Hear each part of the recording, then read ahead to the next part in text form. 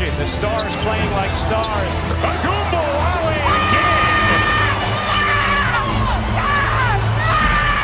Indianapolis scoring big time once again, nailing down hosting the WNBA's 2025 All Star Weekend. A deep dive on what it means for Central Indiana tourism and businesses. Eli Lilly on a roll, an eye-popping second quarter revenue report, millions of dollars of investments around the globe, and the huge impact it's having on Central Indiana. And how Indiana is evolving into a national security and defense innovation hub in the Midwest. We'll explain why it goes beyond military armor on the battlefield. Inside Indiana Business is next. Indiana's business news leader. This is IBJ Media's Inside Indiana Business with Gary Dick, presented by Elevate Ventures, Indiana University, and Liuna. Hello and welcome to Inside Indiana Business. I'm Gary Dick. What a treat it is going to be for fans and businesses in Central Indiana next summer.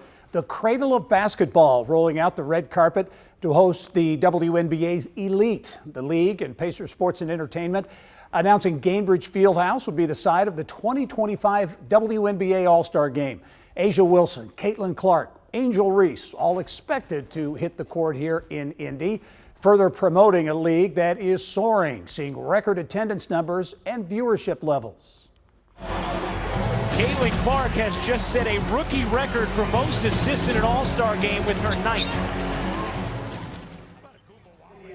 Guard Caitlin Clark dishing the ball at a record pace at this year's WNBA All Star Game in Phoenix. Her arrival to Indy and the WNBA last spring really can't be overstated. The league is on a meteoric trajectory. Now Indianapolis gets to host the WNBA's premier event. For more on what it all means for Central Indiana, we turn now to Mary Rachel Redmond. Thanks, Gary. Well, this is another feather in the cap for Indianapolis and sports tourism, and someone who has a wealth of knowledge about that and the Pacers. Pacers Sports and Entertainment President Mel Raines.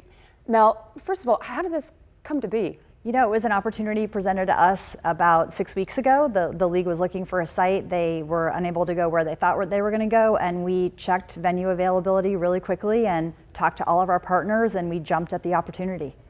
Why is Indianapolis a unique place to host the WNBA All Star Game? I mean, we had the NBA All Star Game this year, WNBA All Star Game next year. Yeah, the league certainly, I thought, had a great experience in February at the NBA All Star Game. Kathy Engelbert, the commissioner of the W, was here that weekend, so she saw what we're able to do. Obviously, fever season has been unprecedented this year with excitement.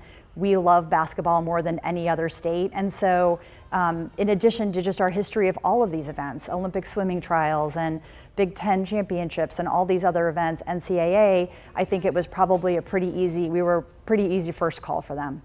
You know, you talk about the Fever's success this season, 3 All-Stars this year. How has that success really promoted women's basketball here in the state of Indiana and really around the world? Yeah, what's happened this season has just been transformational. People are talking about a moment, but hopefully it's more of a movement. Hopefully this is the beginning of more to come. We have an exciting team. The fans certainly have turned out to see them. We're on national TV 38 out of 40 games. That certainly helps. And so we want to keep growing this game, growing this team, and getting to the playoffs this year. That's certainly our goal. I know you probably haven't had a whole lot of time to think about this, but what will a WNBA All Star Game look like in Indianapolis? Well, I think it'll look very different than it's looked in other cities. I mean, our goal is the same as it was for NBA All Star, to help them redefine what this event is and see it in its biggest opportunity. And that will include legacy projects, that will include more community programs, that will be a bigger and better fan fest. And be sure that anyone who wants to be a part of this in Indiana can come downtown and feel like they were part of WNBA All Star Weekend. Awesome. Mel Raines, president of Pacers Sports and Entertainment. Gary, back to you. All right, Mary Rachel, thank you, and Mel as well. Congratulations on the big news. You know, Caitlin Clark is driving record numbers for the league, and in particular the Indiana Fever. Ticket sales to watch Clark and the team sold out not only in Indy, but in many arenas across the country. Total attendance up more than, get this, 260%. Merchandise sales up nearly 1,200%. 800 million views on social media since the Fever drafted Caitlin Clark. And those watching on TV, well, the Fever setting records for most watched games as well. So big numbers and a big event coming to Indianapolis next year. Coming up next, Eli Lilly and Company on a big roll. What's driving huge profits and what it means for Lilly shareholders and the state of Indiana. That's when we come back.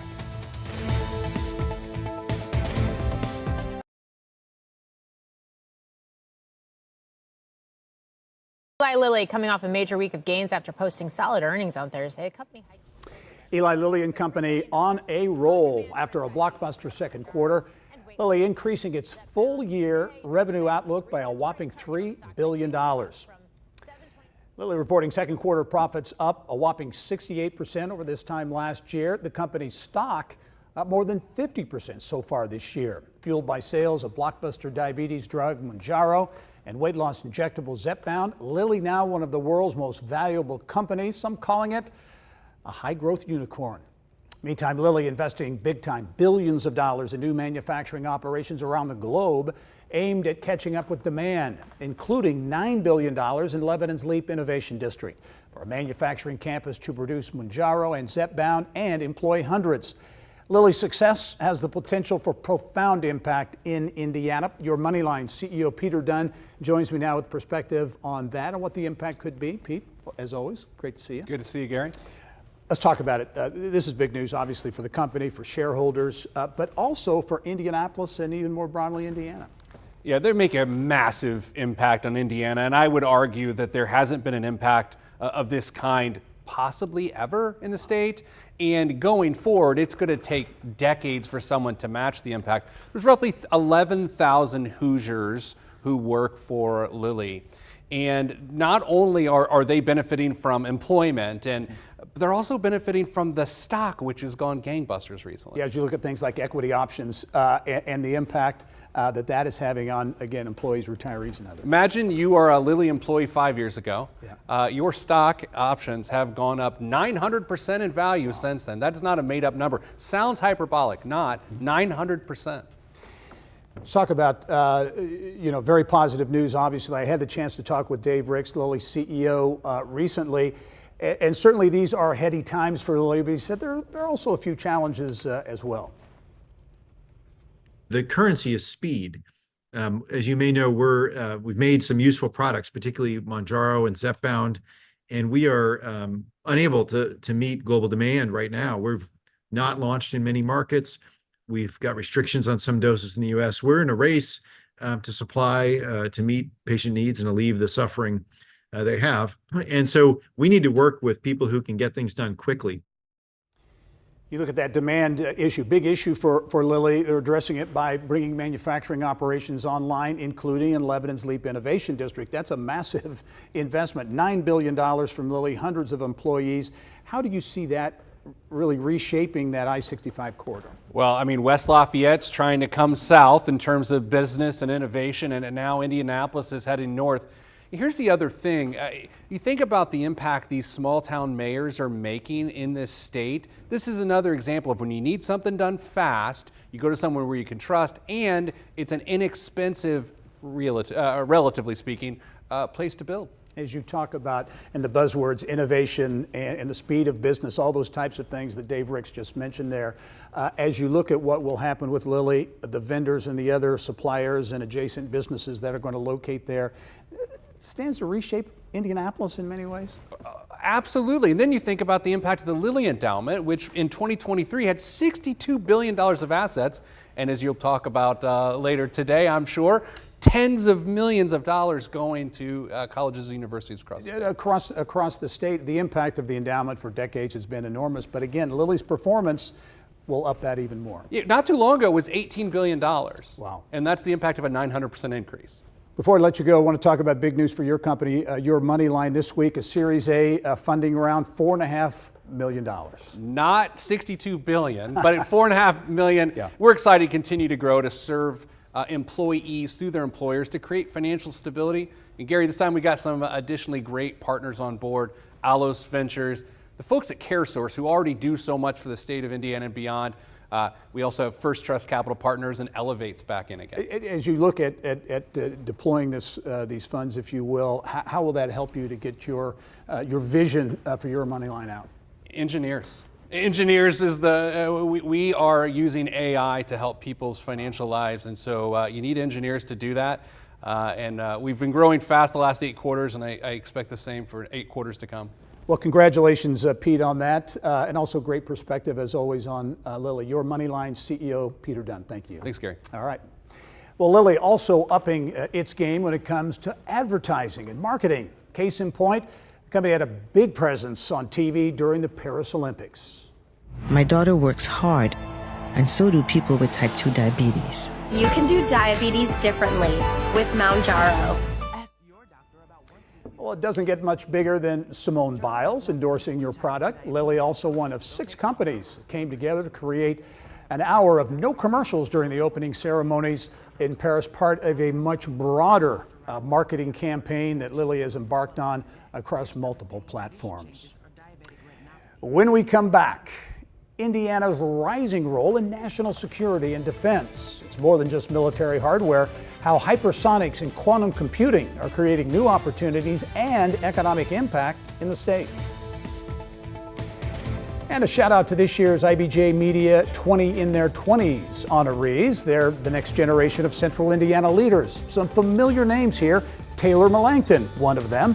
Mother-in-law Allison Melanchthon, Senior VP at Penske Entertainment, the owners of IndyCar and the Indianapolis Motor Speedway.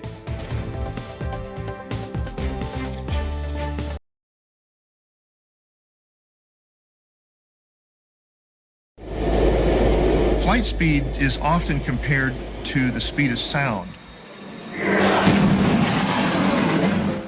Some great video there. Indiana working to expand its footprint in the Midwest as a leader in developing high technology in national security. You know, Indiana is home to 4 of the 10 Mach 5 to Mach 8 hypersonic wind tunnels in the country. This one you see here at Purdue University. Hypersonics, quantum computing, unmanned surface vehicles, all part of a discussion between policymakers, researchers, and military officers gathering at an inaugural national security conference this week at Notre Dame, sponsored by the Sagamore Institute and aimed at bolstering military innovation in the heartland. The clear focus of this is the Midwest and what the Midwest brings to national security, which I think is sort of underappreciated. Not only are we a prime recruiting ground when it comes to filling out the services, but we're also a place that the industrial base still resides, where manufacturing still resides. We were the essential part of the Rust Belt that created the World War II economy to build up the military. And so as we think about reinflating the industrial base in the United States, the Midwest is one of the key places where workforce still exists, blue collar and white collar, that can be brought to bear. So we're excited to highlight the Midwest voice in national security. There are 10 hypersonic wind tunnels in the United States that have that Mach 5 to Mach 8 level capability for wind tunnel testing. 4 of those wind tunnels are here in Indiana, 2 at Purdue University, 2 at Notre Dame. This is a key advantage that our region has over others. And for that matter, Naval Surface Warfare Center Crane, Indiana, is the project lead for the Navy's Conventional Prompt Strike Hypersonic Missile. This is a story you'll be hearing a lot more about, and Sagamore Institute's role in it, the growing role of national security, and Indiana's role in the coming weeks. Dr. Jerry Hendricks has perspective and insight into what it all means for the state's economy.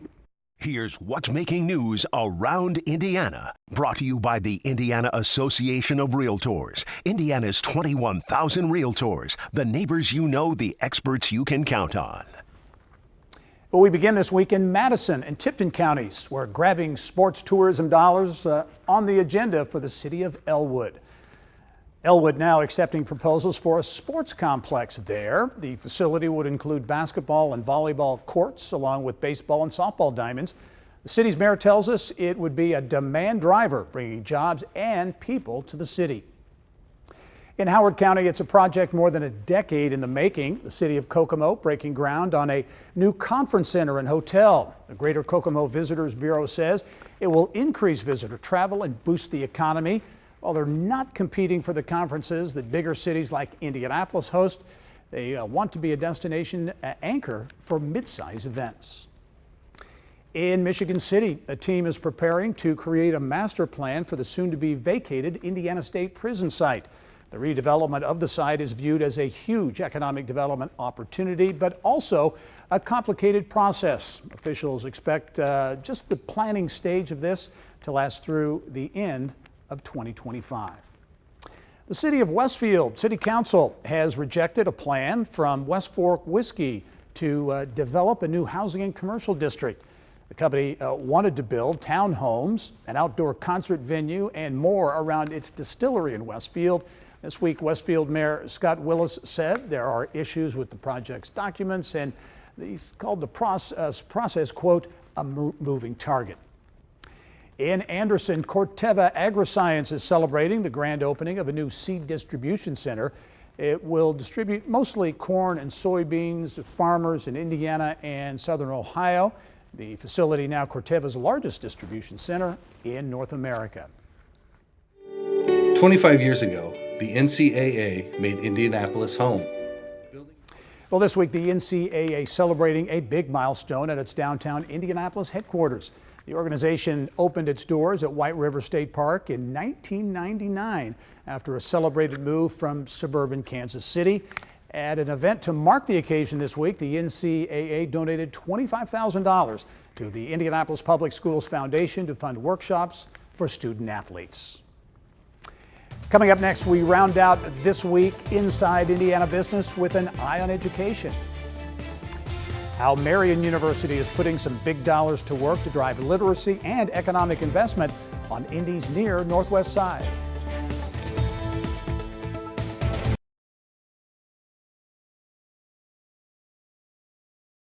Well, Lilly and Purdue making headlines in the world of research and development of new technologies and medicines. Business of Health reporter Kylie Valletta here now with details on that and other news from around Indiana. Kylie. That's right, Gary. Thank you. Purdue and Lilly say this partnership is an opportunity to bolster research and development of new medicines like never before. Lilly and Purdue have been joined at the hip in this space for some time, expanding the partnership last year. The collaboration is currently focusing on genetic medicine, brain and spinal cord research, and nanoparticle drug delivery. There are a lot of bright minds involved with this, more than 50 researchers and 65 graduate students in all. And the longtime leader at the IU School of Nursing has stepped down. Robin Newhouse has served as Dean of the School of Nursing since 2015. She played a big part in IU's $50 million Responding to Addictions Crisis Grand Challenge. Under Newhouse, IU Nursing climbed to #2 nationally for its online master's program. And the University of Evansville has received $200,000 from the Old National Bank Foundation for its mental health and wellness clinic. The facility opened last year and serves clients in the community. UE students in the Doctorate of Psychology program help operate the clinic and provide services with supervision. Talk about that Lilly Purdue partnership. They have such a long history of partnering. This one in particular is pretty expansive, really taking things from discovery to delivery. That's right. I mean, these are two powerhouses in Indiana, and as partnerships go, it really capitalizes on a gap that each one has. So Lilly is benefiting from Purdue's early discovery, basic research, which Lilly is not amazing experts at. Purdue is benefiting from Lilly being experts at taking things to market. So it's really filling a gap for both of them. And the workforce piece is major too. These students at Purdue are going to be working with Lilly hand in hand, really getting that real world education. Great workforce experience for sure. Thanks, Kylie, as always. Yep. Time now for our Eye on Education, brought to you by PNC Bank. Well, the Lilly Endowment's recent announcement of $300 million in grants to 13 Indiana colleges and universities will really touch transformational projects in every corner of the state, including right here in Indianapolis. Marian University landing a $25 million piece of the Lilly largesse and will use the money close to home, supporting development of the Riverside Education Innovation District. Now, that effort is aimed at significantly improving educational attainment in 12 K-12 schools in the near northwest area neighborhood of Indianapolis. We will walk alongside with them and the community, the parents, the teachers, the principals, the pastors, and we're going to drive literacy and educational attainment up in this neighborhood. We're going to show together, walking alongside with our neighbors, that K-12 education, working with our community and students, can absolutely get excellent results regardless of the socioeconomic conditions in which they live. Marion President Dan Elsner says the Riverside Education Innovation District will substantially boost quality of life in that neighborhood and also attract significant private sector investment. Well, that's all the time we have for this edition of Inside Indiana Business. We hope you've enjoyed our show and our spin around the state of Indiana with the top news stories. We leave you this week with a special Peanuts-themed corn maze at Dull's Tree Farm. I'm Gary Dick. Go out and make it a successful week.